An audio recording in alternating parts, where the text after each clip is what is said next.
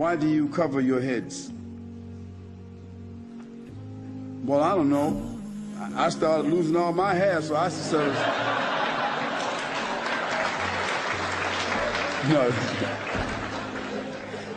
No, Muslims cover their heads, Muslim men cover their heads out of tradition and out of respect.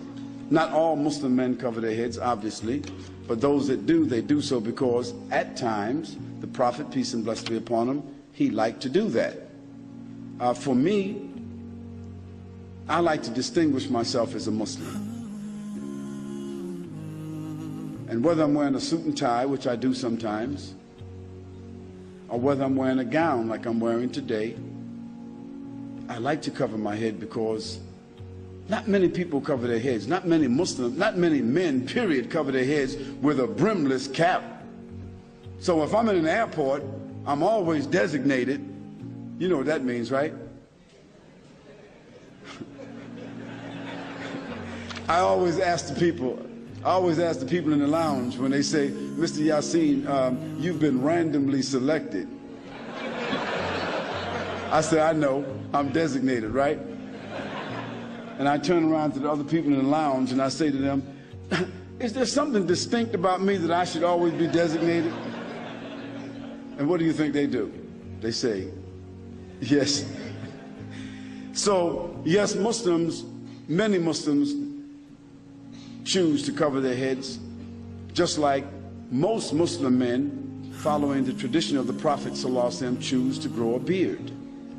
So wearing of the beard and the covering of the head together, that kind of is like that's an indication that a person is a Muslim. Usually now, because it could be a Buddhist, could be a Hindu, could be a Sikh, it could be a Jewish person, but it's usually a different kind of hat.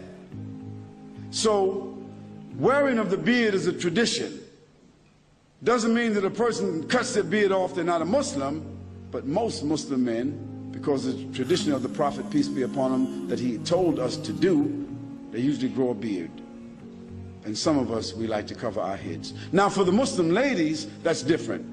The covering of their head and the wearing of loose garment and the covering of their bodies and the not showing of their attractions is a part of their uniform. God has given the Muslim ladies a specific uniform. So they would be distinguished and known as Muslim ladies. And they would not be molested. And that in the streets, when men see them, just by the way they're dressed, they would get some kind of respect. You don't hardly hear men whistling at Muslim ladies. So, I mean, and don't think that the Muslim ladies are any less beautiful than any other woman. It's just that they hold and cover their beauty for their husbands. It's like pearls and diamonds.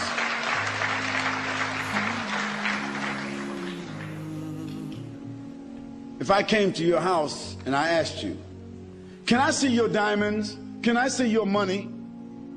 Can I see your jewels? Can I have your PIN number? You wouldn't give it to me. And you wouldn't have it in front of me. Well, our women, our wives and our mothers and our daughters, they're worth more to us, they're more precious to us than our diamonds, our gold, and our PIN number.